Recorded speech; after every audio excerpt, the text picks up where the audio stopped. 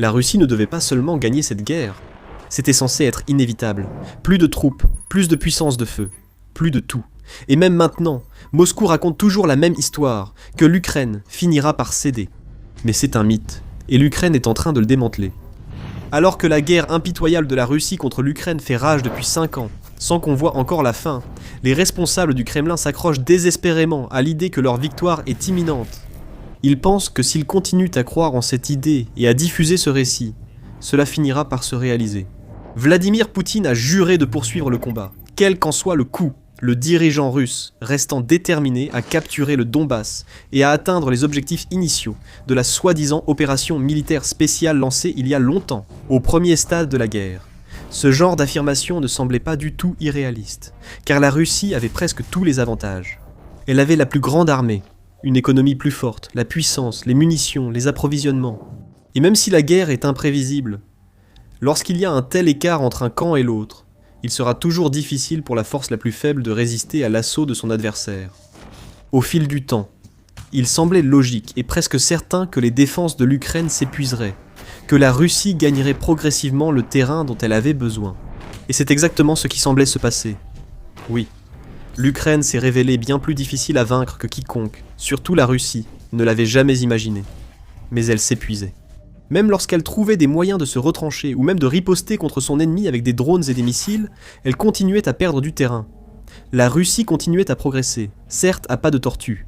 Et même lorsque le Kremlin a commencé à perdre des dizaines de milliers de soldats chaque mois, il a tout de même trouvé des moyens d'en recruter tout autant, voire plus, pour les remplacer. Pendant un certain temps, la guerre semblait impossible à se gagner pour l'Ukraine.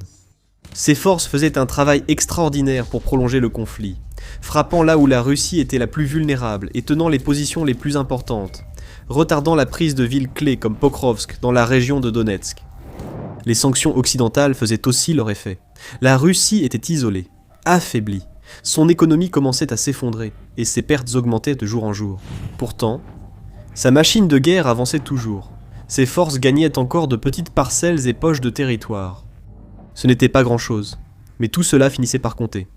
Et alors que la Russie semblait pouvoir compter sur un approvisionnement quasi infini d'hommes valides pour renforcer ses rangs, allant même jusqu'à sortir des détenus de leurs cellules pour les envoyer au front, l'Ukraine n'avait pas des effectifs aussi solides.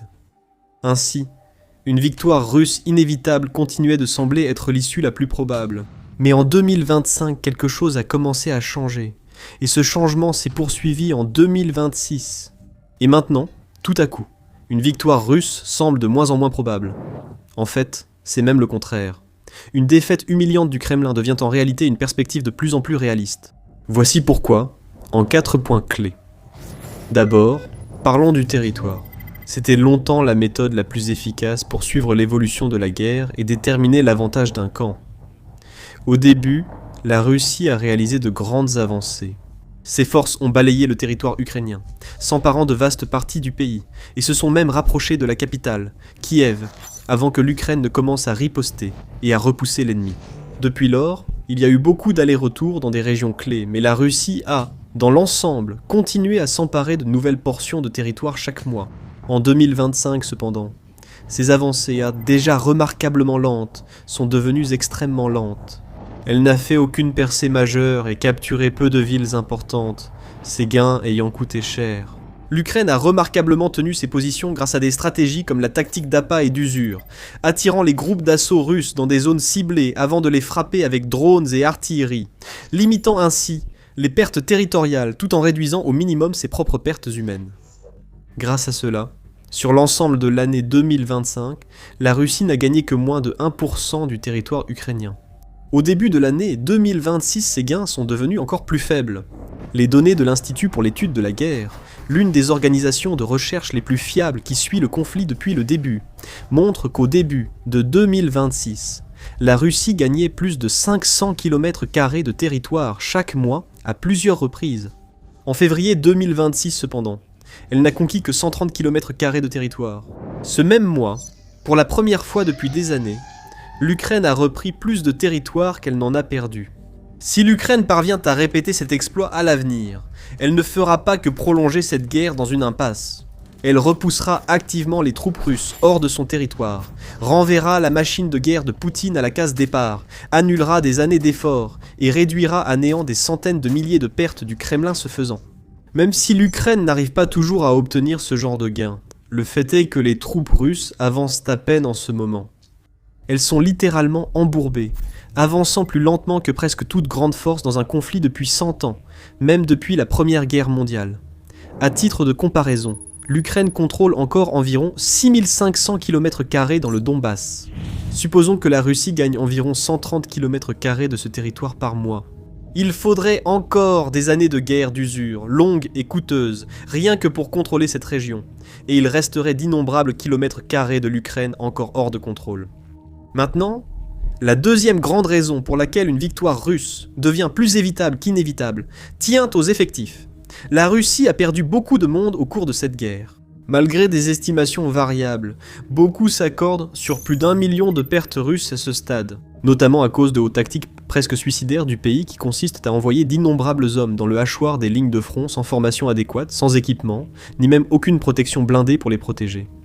Bien que son rythme de progression territoriale ait ralenti, son taux de perte a considérablement augmenté au fil de la guerre, au point où elle perdait régulièrement des dizaines de milliers de soldats chaque mois, tout au long de 2025, et même en 2026. La plupart des armées sur Terre trouveraient absolument impossible de faire face à un tel niveau de perte. Mais pendant longtemps, la Russie a miraculeusement réussi à le faire. Après tout, il s'agit du plus grand pays de la planète, qui compte plus de 140 millions d'habitants. Même lorsque des dizaines de milliers étaient tués ou blessés en Ukraine, la Russie en trouvait toujours d'autres. Même lorsqu'elle a dû recourir à des mesures désespérées, en offrant d'énormes incitations financières, en mobilisant des détenus, en envoyant des patients gravement malades sur les lignes de front, ou en forçant les minorités ethniques à s'engager, elle a toujours réussi à reconstituer ses rangs. Mais ce n'est plus le cas. Les données montrent que, dans les premiers mois de 2026, la tendance a commencé à s'inverser. Les pertes mensuelles de Moscou sont désormais supérieures au nombre de soldats qu'elle peut recruter. C'est la première fois que cela se produit depuis 2022, et les chiffres eux-mêmes en disent long. Au premier trimestre de 2026, l'armée russe a perdu un nombre stupéfiant de 89 000 soldats, selon les données officielles communiquées par le président ukrainien, Volodymyr Zelensky. Elle n'a pu en recruter que 80 000. Cela représente une perte nette de 9 000 soldats, et la situation ne va faire qu'empirer. L'Ukraine s'étant fixé des objectifs ambitieux de 50 000 pertes russes, chaque mois, d'ici la fin de 2026. Même si le Kremlin aime se cacher derrière la propagande et faire croire au public russe que tout va bien, il ne peut pas nier la réalité. Il ne peut pas échapper aux faits et aux chiffres qui lui sautent aux yeux. Et si l'on en croit les rapports, Moscou est déjà en état de panique, avec des hauts responsables qui cherchent désespérément une solution à ce problème grandissant. En janvier 2026 par exemple, le Kremlin a annoncé une nouvelle campagne de recrutement, visant à intégrer de nouveaux pilotes de drones dans son armée. Mais cela aurait apparemment été bien en deçà des attentes. Des rapports du ministère de la Défense britannique et d'autres sources fiables indiquent que la Russie dépend de plus en plus de mercenaires d'Afrique, d'Asie centrale et de Corée du Nord pour compléter ses effectifs. Mais avant d'aller plus loin, si c'est le genre d'analyse que vous souhaitez voir davantage, assurez-vous d'être abonné à The Military Show. Nous expliquons tout de cette façon chaque semaine. Maintenant, face à ce dilemme de recrutement, Poutine se retrouve coincé entre le marteau et l'enclume, sans solution évidente et sans issue facile. D'un côté, il pourrait persister avec sa tactique actuelle, en espérant que, d'une manière ou d'une autre, l'Ukraine ne pourra pas maintenir cette intensité, et que le nombre de pertes commencera peut-être à diminuer, au moins un peu. En attendant, il peut compter sur des mercenaires et d'autres mesures désespérées pour compenser les pertes de son armée. Mais c'est un gros risque, car rien n'indique que l'Ukraine va ralentir ou relâcher la pression de sitôt. Il semble même probable que les pertes russes augmentent encore plus fortement dans les prochaines semaines et mois. Et si le pays n'arrive pas à maintenir ses effectifs, il va lui être extrêmement difficile de garder une quelconque intensité sur les lignes de front. Ainsi, ses gains territoriaux ralentiront davantage, et ses forces pourraient être repoussées dans des régions clés, l'Ukraine profitant de la faiblesse de son ennemi. D'un autre côté, Poutine pourrait prendre le pari ultime en tentant une sorte de mobilisation, forçant littéralement des centaines de milliers d'hommes en âge de combattre à s'enrôler et à être envoyés sur les lignes de front. Cela renforcerait beaucoup l'armée russe.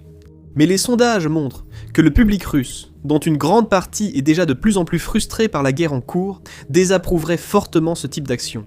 Ainsi, Poutine se retrouve avec un problème insoluble. Et ce n'est pas le seul.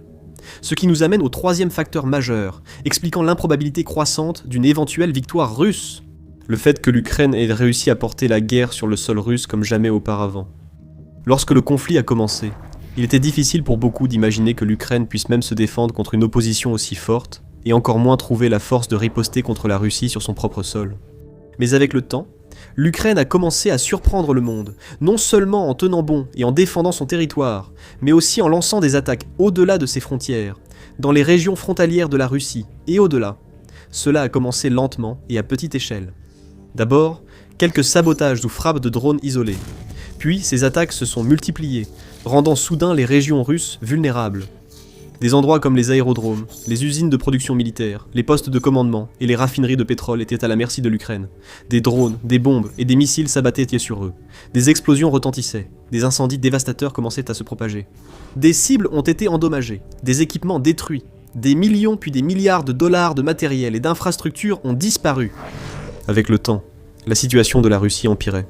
En 2025, l'Ukraine a vraiment commencé à se concentrer sur l'infrastructure pétrolière de l'ennemi, réalisant que si elle pouvait paralyser l'économie pétrolière de Poutine, elle pourrait potentiellement mettre fin à la guerre en forçant le président russe à s'asseoir à la table des négociations. Alors que Poutine n'a montré aucune volonté de conclure un accord de paix avec Zelensky, il subit l'impact de ses frappes de drones et de missiles. Des rapports récents indiquent que jusqu'à 40% de la capacité d'exportation pétrolière russe a été perturbée, principalement après d'importantes frappes de drones sur des raffineries et ports baltes. Des pipelines et des réservoirs de carburant ont aussi été frappés plusieurs fois, d'innombrables litres de pétrole partant en fumée. L'industrie pétrolière, pilier de l'économie russe, quand elle vacille, c'est tout le pays qui souffre. C'est ce qui s'est produit ici. Avec moins de pétrole produit et expédié vers ses rares partenaires commerciaux restants, la Russie ressent vraiment la pression. Son économie n'est pas en plein effondrement, mais elle frôle une grave crise. Son fonds national de richesse a fortement chuté depuis avant-guerre, et la guerre consomme chaque année une part croissante du budget fédéral. Ce n'est pas viable, surtout si les attaques de l'Ukraine se poursuivent ou deviennent encore plus destructrices. Ce qui nous amène tout naturellement au quatrième point, l'état contrasté des deux armées en 2026. D'un côté, il y a la Russie, un pays qui, à juste titre, suscitait la crainte partout dans le monde au début de la guerre, avec une armée que les experts considéraient unanimement comme la deuxième plus puissante de la planète après les États-Unis. En 2022, que cela leur plaise ou non, les gens respectaient l'armée russe. Elle avait une réputation redoutable, forgée au fil des années de conflits, combinée à une puissante propagande et à un marketing efficace. Beaucoup pensaient que la Russie possédait certains des chars les plus puissants, les véhicules blindés les plus redoutables, les meilleurs avions de chasse et les défenses aériennes les plus solides au monde. C'est en partie pour cela qu'il était si largement admis, au début de 2022, que la Russie écraserait facilement l'Ukraine et gagnerait la guerre en quelques semaines. L'Ukraine, quant à elle, était un poids plume militaire sur la scène mondiale. Elle ne possédait pas de chars de pointe, de défense aérienne ultramoderne, ni aucune technologie supérieure digne de ce nom. Au fil de la guerre, les armées des deux pays ont évolué différemment. La réputation de la Russie s'est effondrée, tandis que celle de l'Ukraine s'est forgée dans l'acier et le feu.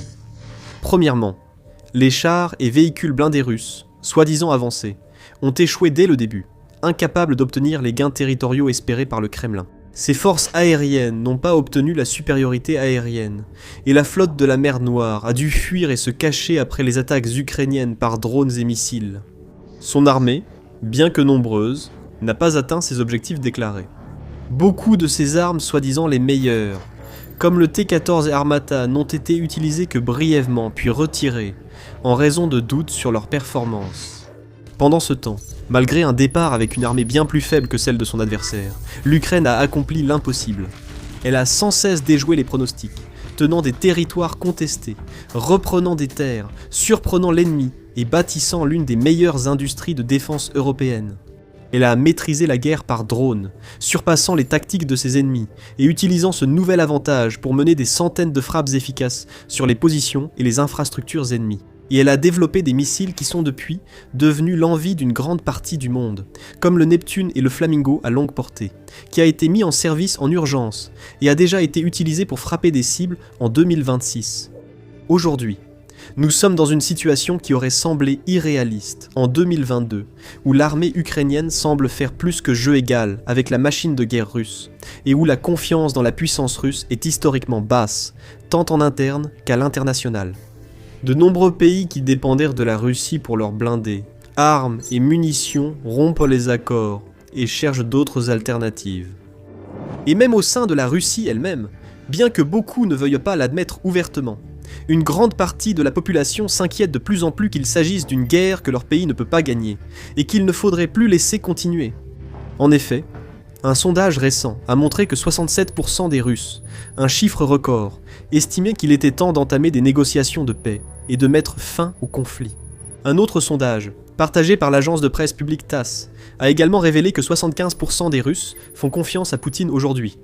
Cela peut sembler élevé, mais c'est le niveau le plus bas depuis le début de la guerre. Il est probable que ces chiffres soient exagérés, vu la réputation de TASS pour la propagande pro-Kremlin. Pris ensemble, ces facteurs placent la Russie dans la pire position qu'elle a connue depuis des décennies. Son armée progresse à peine. Ses pertes montent en flèche. Son recrutement échoue. Sa réputation est brisée. Son économie est en crise. Et son peuple n'a plus aucune raison de croire que tout cela finira par s'arranger. Cela ne veut pas dire que la guerre va bientôt finir, car Poutine est très obstiné et continuera sa conquête à tout prix. Il semble prêt à conduire son pays à la ruine dans une tentative désespérée de sauver la face. Mais alors qu'il refuse d'affronter la réalité, le reste du monde commence à ouvrir les yeux. En réalité, cette guerre ne va pas se terminer d'une seule façon. Elle ne mène pas lentement, mais sûrement vers une victoire russe inévitable et un effondrement total de l'Ukraine. Au contraire, il semble maintenant que la situation évolue dans la direction totalement opposée, avec la Russie autrefois puissante qui paraît plus faible que jamais, et l'Ukraine, outsider courageux, qui dépasse les attentes comme jamais auparavant. Découvrez comment l'Ukraine a changé le cours de la bataille dans cette vidéo, qui montre comment les défenseurs de Kiev ont infligé plusieurs revers à Poutine en mars 2026. Pour voir comment l'innovation ukrainienne surpasse la puissance russe, regardez cette vidéo montrant l'utilisation de drones simples et bon marché pour détruire des chars valant des millions. Pour plus d'actualités, d'analyses et de reportages incontournables, abonnez-vous dès aujourd'hui à The Military Show.